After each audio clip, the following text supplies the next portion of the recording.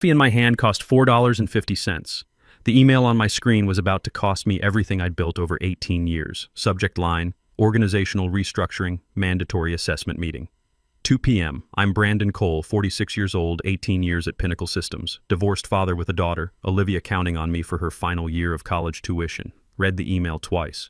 Corporate language always hides bad news behind professional words. Organizational restructuring never means promotion, means they're tearing apart what works and calling it innovation.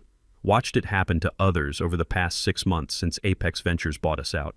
Roger Hayes from sales, 61 years old, 25 years with the company, gone in a workforce optimization. Diana Walsh from operations, 45 years old, solid performer. Skills mismatch, they said. Translation, too expensive, too experienced, too comfortable asking questions. Now my turn. The thing about working somewhere for 18 years is you remember when it was different. When I started at Pinnacle in 2006, we were 40 people in a converted warehouse, everyone knowing everyone else's kids' names. I was 28, fresh out of my divorce, desperate to prove I could provide for my 8-year-old daughter. Operations coordinator, $35,000 a year, no real benefits except the chance to work my way up. And I did work my way up. Stayed late when others went home. Learned every system, every process, every client's quirks. When the Morrison Technologies contract nearly fell through in 2008 because of delivery delays, I drove 6 hours to their facility at midnight with replacement parts in my trunk. When Pacific Manufacturing had quality issues that could have cost us $500,000, I spent 3 weeks on site debugging their production line. That's how you built a career back then. Show up, solve problems, prove your worth over time. Management noticed. Clients noticed. By 2012, I was operations manager. By 2018, senior operations manager overseeing the entire East Coast. By 2020, I was making $98,000 and managing 12 people who actually respected me. Also went through the hardest part of my life during those years. The divorce in 2016, when Olivia was 12. Sarah couldn't handle the hours, couldn't handle that work consumed me, couldn't handle being second priority after client emergencies. She moved to California, sends birthday cards sometimes, calls on major holidays. I became everything to Olivia. Father, stable parent, homework helper, college counselor, the one who showed up to robotics competitions and debate tournaments running on 4 hours of sleep and too much coffee. Made promises after the divorce. Promised Olivia that things would be stable now, that college would be covered, that she could focus on her engineering degree without worrying about money. Kept those promises for 8 years. Put away $40,000 in her college fund. Covered her first 3 years at State University. She's 20 now, finishing her mechanical engineering degree. Talking about graduate school, trusting her dad to keep his word. That's what made this email feel like a punch to the stomach. Closed the laptop, checked the time. 1:47 p.m., 13 minutes until whatever came next. Called my brother Shane in Denver, the one person who understood what this job meant to me. They called the meeting, I said when he answered. Today, 2 p.m. Same pattern as Roger and Diana. Shane was quiet for a second. You ready for this? No. But Olivia doesn't know yet. Want to keep it that way until I know what we're dealing with. Whatever happens, Brandon, don't let them make you feel worthless. You're the best operations guy in the industry. Everyone knows it. Thanks. I should go. Call me after. Grabbed my phone, walked toward the conference room like a man heading to his own execution. Past cubicles where people suddenly found their screens fascinating. Past the break room where conversations stopped when I walked by. Everyone knew what these meetings meant now. The conference room smelled like industrial cleaner and recycled optimism. White walls, gray carpet, motivational posters about innovation and digital transformation that nobody believed anymore. 3 people sat at the oval table, a setup that immediately told me this wasn't a discussion. Bryce Sullivan at the head, new CEO, 34 years old, MBA from Wharton, hired by Apex 8 months ago. Never actually built anything but loved tearing things apart and calling it modernization. Wore expensive suits and used words like synergy and optimization in every sentence. Madison Torres to his right, COO, 29 years old, McKinsey consultant background, the kind of executive who measured everything in spreadsheets and thought institutional knowledge was just old people refusing to adapt. Jennifer Park from HR on the left, 31 years old, brought in specifically for these transitions. Her job was making layoffs sound like opportunities. Brandon, Bryce said, voice dripping practice sympathy. Thanks for coming. Please, have a seat. Like I had a choice. Sat down across from them, kept my back straight. If this was happening, I wouldn't look weak. Madison slid a folder across the table. We've completed a comprehensive skills assessment across all departments. Skills assessment. Code for we hired consultants who've never done your job to tell us you're obsolete. After careful analysis, Bryce added, we're implementing role adjustments to align with our digital transformation initiative. Digital transformation, the death knell of anyone over 40 in corporate America. Jennifer jumped in with the HR script. We want to emphasize that this reflects no judgment on your past performance, which has been exemplary. This is about positioning our workforce for future challenges. Opened the folder. Read the first page, then read it again because my brain refused to process what my eyes were seeing. Current position, Senior Operations Manager. New position, Operations Associate. Current. Salary, $98,000. New salary, $42,000. The room went quiet, except for the hum of fluorescent lights and my own heartbeat hammering in my ears.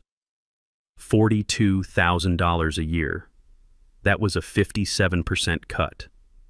Olivia's spring semester tuition alone was $18,000. Her apartment was $800 a month. Books, food, gas. We were talking about $25,000 a year just for her to finish school. Looked up at Bryce. His face showed nothing. Professional blank slate, like he was discussing quarterly reports instead of destroying someone's life. This has to be wrong, I said, keeping my voice level despite everything inside me screaming. It's not wrong, Madison said, eyes on her tablet. Not on me. This reflects appropriate market positioning for your adjusted responsibilities. My responsibilities haven't changed. I'm still managing the entire East Coast operations. Still the one clients call when systems fail at 3 a.m. Still the one who saved Morrison Technologies $200,000 last quarter when their supply chain collapsed.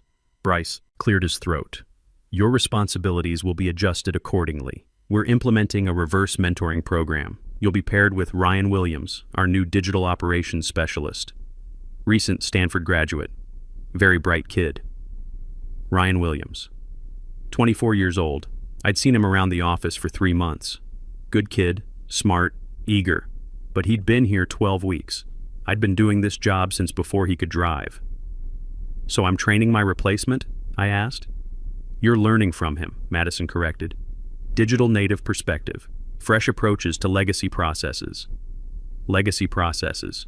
That's what 18 years of experience had become. Legacy. Something outdated that needed to be replaced by whatever they taught in business school these days. Jennifer leaned forward with her practiced HR smile. Brandon, we really see this as an opportunity for growth. Cross-generational knowledge transfer. You bring institutional wisdom. Ryan brings innovative thinking. Institutional wisdom. Another way of saying old. What if I don't accept this? Bryce blinked. Then we'd consider it a voluntary resignation. There it was. The trap they'd used on Roger, on Diana, probably on dozens of others across their portfolio companies. Accept poverty wages and public humiliation, or quit without unemployment benefits. Either way, they won.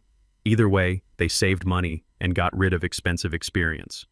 I need time to consider this. We need your decision by end of business today, Madison said, checking her Apple Watch. 5 p.m. Stood up, picked up the folder, walked out without another word, past Jennifer's fake smile, past Madison's cold efficiency, past Bryce's practiced indifference. Made it to the parking garage before everything crashed down. Sat in my car, engine off, staring at concrete walls painted institutional beige. $42,000 a year. Broke it down in my head. That was roughly $3,500 a month before taxes, maybe $2,600 after. Rent was $1,200. Car payment, $350. Insurance, utilities, groceries. That left maybe $800 for everything else. For Olivia's expenses, for emergencies, for the life I'd promised to provide. The math didn't work. Couldn't work.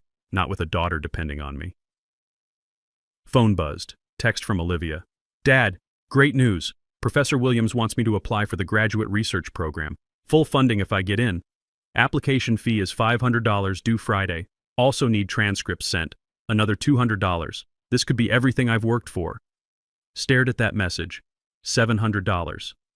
Yesterday I wouldn't have thought twice. Today it felt impossible. Typed back. That's amazing, honey. So proud of you. I'll handle the fees. Focus on the application. But my hands were shaking as I typed it.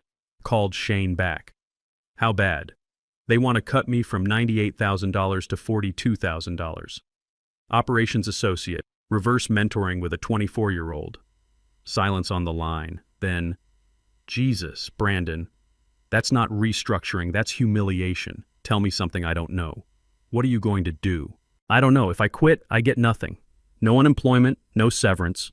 If I stay, I can't pay Olivia's bills. I can't even pay my own bills. There's got to be another option. Sat there for 90 minutes, watching other people walk to their cars, watching the afternoon light change, watching my entire life recalculate itself. Started thinking about how I got here. 18 years. I'd given Pinnacle 18 years of my life. Started in 2006 as an operations coordinator making $35,000. Small company then, 40 employees, everyone working overtime because we believed in something. I proved myself every single day. First year, I streamlined the supply chain process that saved the company $200,000 and kept us competitive when larger firms tried to muscle us out.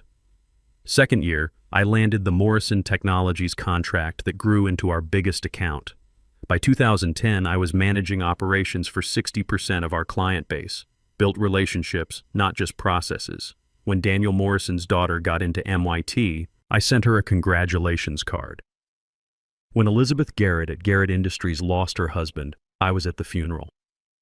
When Pacific Manufacturing had their plant fire in 2015, I worked 18-hour days for 3 weeks to keep their operations running through temporary facilities. That's how business worked. Personal connections, trust built over years, knowing that when someone called you at 3 a.m. with an emergency, you answered. You solved their problem. You became irreplaceable. Or so I thought. Then Apex Ventures bought us in 2023. Private equity should have been my warning, but management sold it well. Strategic partnership, they called it. Growth capital. Scaling opportunities. CEO. Mark Stevens stood in front of everyone saying nothing would change. How they valued our institutional knowledge and client relationships. What they actually meant was consultants. McKinsey came in first, spending 6 weeks interviewing everyone, taking notes, asking questions about processes that had worked fine for 15 years. Then the optimization began. Started quiet. Administrative staff first, consolidation of redundant roles. Then support positions, efficiency improvements. Then middle management, flattening organizational structure. My team went from 12 people to 4. Work didn't shrink, just got dumped on whoever remained. I handled client emergencies at midnight, covered positions that didn't exist anymore, explained failures I hadn't been briefed on because nobody was left to brief anyone. Watched good people get pushed out with corporate doublespeak. Janet Martinez, 52, accounting manager for 14 years. Role elimination due to software automation. Translation, they bought an app and fired her. Steve Walsh, 58, facilities director since the company started. Outsourcing of non-core functions. Translation, they hired a building management company for half his salary and eliminated his pension. Each time I told myself I was different. I was client-facing. I generated revenue. I was irreplaceable. Turns out nobody is. Pulled out my original employment contract from my bag. Something told me I'd need it. Read through it carefully for the first time in years. Found what I was looking for in Section 12 in the event of material change to position or compensation exceeding 25%. Employee may terminate without penalty and without standard notice period. 25%. They'd cut me by 57%, more than twice the threshold. Also found something I'd forgotten. No non-compete clause. Pinnacle had been too small back then, too trusting. They operated on handshakes and good faith. Their mistake. The information they needed was in my head anyway. 18 years of relationships, client preferences, system knowledge, vendor contacts, knowing that Morrison's CEO preferred morning calls, that Garrett Industries hated long meetings, that Pacific Manufacturing's procurement manager was a stickler for documentation. That wasn't proprietary information, that was experience. That was relationship capital built over nearly 2 decades of showing up, solving problems, earning trust. That was mine. Phone rang. Unknown number. Almost didn't answer. Brandon Cole. Yeah, this is Roger Hayes. Remember me? Sat up straighter. Roger, the guy they'd pushed out 6 months ago. Industry veteran, 25 years at Pinnacle before Apex decided he was redundant. Of course, Roger. How are you doing? Better than expected, actually. Listen, I heard through the grapevine about what's happening over there. The restructuring meeting today. Stomach tightened. How did you know about that? Diana Walsh called me an hour ago. She just got out of her meeting. Same playbook. Salary cuts, demotions, forced mentoring with kids, fresh out of college. Diana, my counterpart in West Coast operations.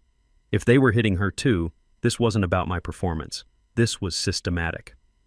Look, Brandon, I didn't call to gossip. I called because I've got something you need to hear. You know Summit. Dynamics? Summit Dynamics, our biggest competitor for the past decade. Family-owned, steady growth, everything Pinnacle used to be before Apex got their hands on it. They've been watching what Apex is doing to Pinnacle.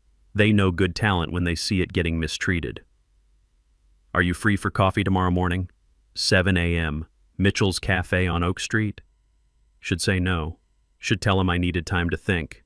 Should probably report this conversation to HR. But I was 46 with a daughter and a salary offer of $42,000 that wouldn't cover her textbooks. I'll be there. Good. And Brandon, bring your client list, the one in your head. He hung up, drove home on autopilot, parked outside our apartment complex. Didn't get out right away, just sat there watching the lights in our third-floor unit. Olivia was home studying, probably working on her graduate school application, not knowing her dad was trying to figure out how to pay for it. Our apartment, 2 bedrooms, decent neighborhood, close to her university. Been home for 8 years now since the divorce. Olivia decorated her room herself, engineering posters, debate team trophies, photos with friends, normal college kid stuff. Normal life I'd worked 18 years to provide. All of it balanced on a salary they'd just cut by more than half. Went upstairs. Olivia was at the kitchen table, laptop open, surrounded by printouts and notebooks. Looked up when I came in, smiling that bright smile that reminded me why everything I did mattered. Dad, perfect timing. I'm working on the research proposal for the graduate program. Professor Williams thinks I have a real shot. Want to hear about it? Sat down across from her. Always. She launched into an explanation of her mechanical engineering project, something about improving wind turbine efficiency through blade design optimization. Smart kid. Brilliant, actually. Had her mother's analytical mind and apparently my stubborn persistence. The best part is if I get into this program, it's fully funded. Tuition, stipend, everything. I could start working toward my PhD immediately after graduation. PhD. My daughter, the first person in our family to go to college, was talking about getting a doctorate. Pride swelled in my chest despite everything else falling apart. That's incredible, Olivia. I'm so proud of you. None of this would be possible without you, Dad. You keeping everything stable after Mom left, working so hard to pay for school, never making me worry about money. I know how much you sacrifice. Had to look away, clear my throat. Made dinner together, pasta and salad, nothing fancy but comfortable. Normal evening routine. Helped her review her application materials. Listened to her practice her presentation for her senior capstone project. Did all the dad things while my brain ran calculations in the background. After Olivia went to bed, sat at the kitchen table with my laptop, pulled up Summit Dynamics website, read everything. Client list, leadership team, company history, press releases, employee reviews. Founded in 1994 by Daniel Morrison Sr. Yes, the same Morrison family whose son ran Morrison Technologies, one of my biggest clients. Still family-owned, 3 generations working together. They'd grown steadily for 30 years by doing things the right way, investing in people, building relationships, focusing on quality over quarterly profits. Everything Pinnacle used to be before Apex Ventures bought us and turned us into another portfolio company to be optimized and flipped. By midnight, I knew what I needed to know. Summit Dynamics was stable, well-funded, better managed than what Pinnacle had become. They'd been growing while private equity gutted my company from the inside, closed my laptop, poured myself a beer I didn't drink, just held it while staring at the wall. Thinking about choices, about loyalty, about what I owed to a company that was trying to humiliate me out the door. Phone buzzed, email, from Bryce Sullivan. Subject, decision required, time sensitive. Brandon, just a reminder that we need your response to this afternoon's role adjustment by 5 p.m. today. Please confirm your acceptance via reply to this email. Failure to respond by deadline will be considered declination. Bryce. Looked at the time, 12:47 a.m., technically tomorrow, technically past deadline, didn't respond. Set my phone down, went to bed, sleep didn't come, kept running numbers. $42,000 divided by 12 months, $3,500 before taxes, maybe $2,600 take home, rent $1,200, car payment $350, insurance $200, utilities $150. That left $700 for food, gas, Olivia's expenses, emergencies, life. The numbers didn't work any way I calculated them. Kept seeing Olivia's face when I'd have to tell her we couldn't afford graduate school. Kept hearing her ask why everything had to change.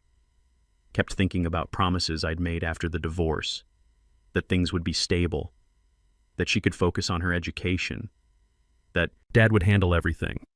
At 5:30, gave up on sleep, made coffee, sat in the dark living room watching sunrise over the city, thinking about Roger's call, about Summit dynamics, about roads not taken and bridges that might still be there to cross. At 6:15, got dressed. Business casual, professional but not desperate. If I was doing this, I'd do it right. At 6:55, pulled into Mitchell's Cafe parking lot. Silver Honda already there, exactly where Roger said it would be. Time to find out what came next.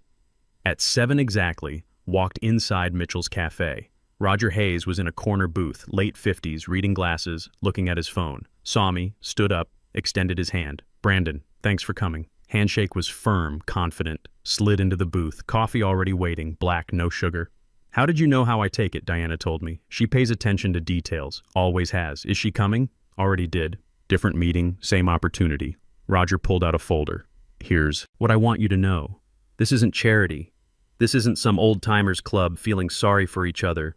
Summit Dynamics has been planning this for months." Slid the folder across, opened it with hands that weren't quite steady. Summit Dynamics, Senior Director, East Coast Operations. Base salary, $115,000. Performance bonus structure tied to client retention and growth. Full benefits package. 4 weeks paid vacation. Signing bonus, $15,000. Had to read that twice. $115,000. More than I'd been making at Pinnacle. Why so much? "Because you're worth it," Roger said simply. "Because they've watched Apex destroy good people for quarterly profits. Because they want to build something sustainable, not strip mine it for parts."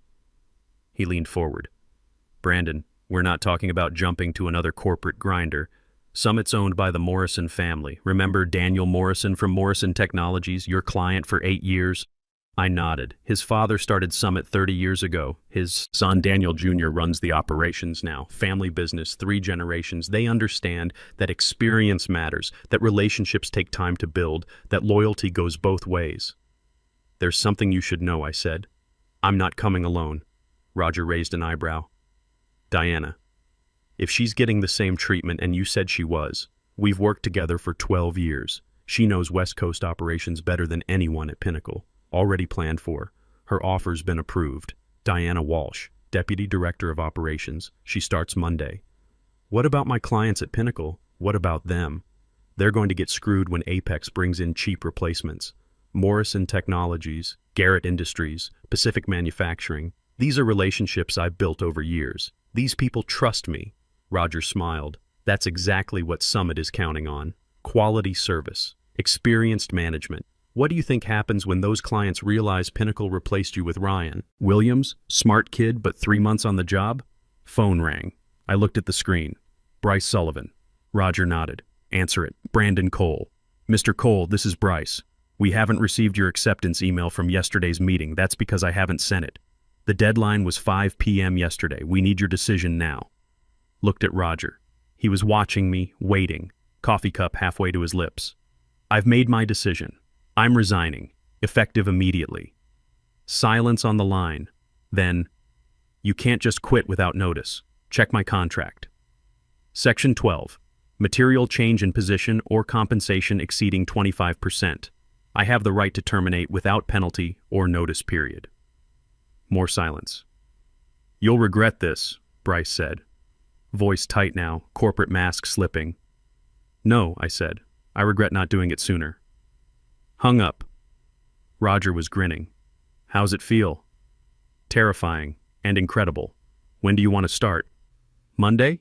"Monday works. Welcome to Summit Dynamics, Brandon." Drove home. With the windows down for the first time in months. Stopped at the bank, deposited the signing bonus check Roger had given me.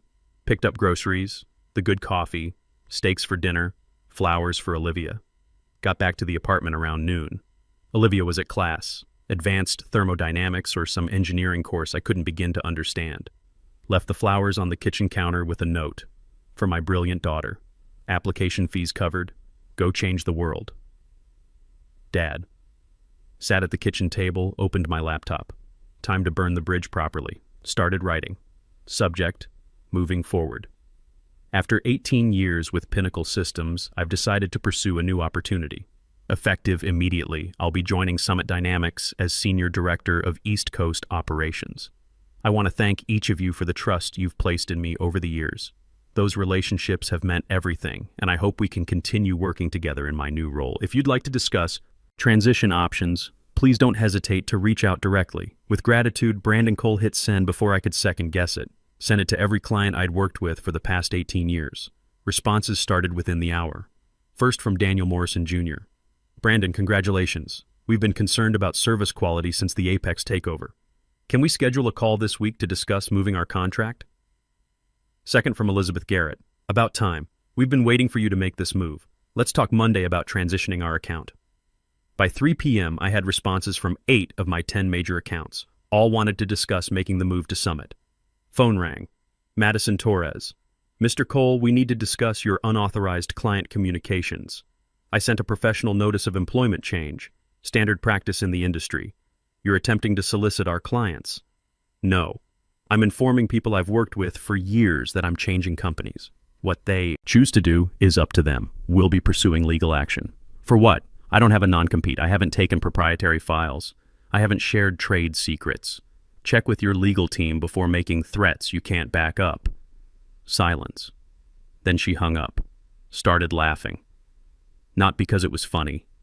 Because for the first time in months, I wasn't the one scrambling. Wasn't the one trying to hold things together with duct tape and hope. Wasn't the one taking hits and pretending everything was fine. Olivia came home around 4, saw the flowers, read the note, hugged me so hard I thought my ribs would crack. Dad, what happened? How can we afford this? I got a new job, better company, better people, better everything. But I thought you loved Pinnacle. I loved what Pinnacle used to be, what it became. That wasn't worth loving anymore. She looked at me with those serious eyes she got when she was thinking hard about something important. I'm proud of you, Dad, not just for the job thing, for showing me what it looks like to know your worth, to not accept less just because someone tells you that's all you deserve. Had to look away for a second, clear my throat. 2 years later, Summit offered me VP of Operations. 3 years after that, Olivia finished her PhD and got hired by one of Summit's clients as a lead engineer. 5 years later, Pinnacle folded completely. Apex sold the assets to a holding company that liquidated everything. If I'd stayed, if I'd accepted that $42,000, if I'd believed their promises about adaptation and growth, I'd be one of 40 people with nothing. Instead, I was a VP at a company that valued experience, with a daughter who'd achieved everything she'd dreamed of, with financial security I'd earned the hard way. The lesson was simple. Your value isn't determined by what someone offers to pay you. It's determined by what you're willing to accept.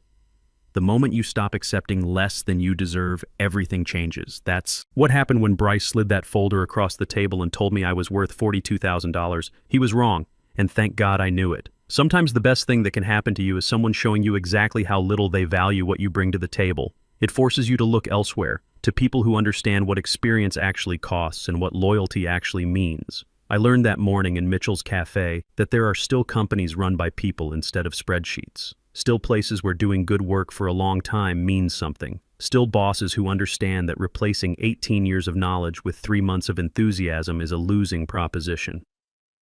The coffee in my hand that morning cost $2.50. The decision I made there changed everything that mattered. Experience isn't just about years on the job. It's about understanding that some battles are worth walking away from, especially when the fight is rigged against your dignity. The companies that survive long-term are the ones smart enough to recognize that institutional knowledge can't be Googled and relationships can't be automated.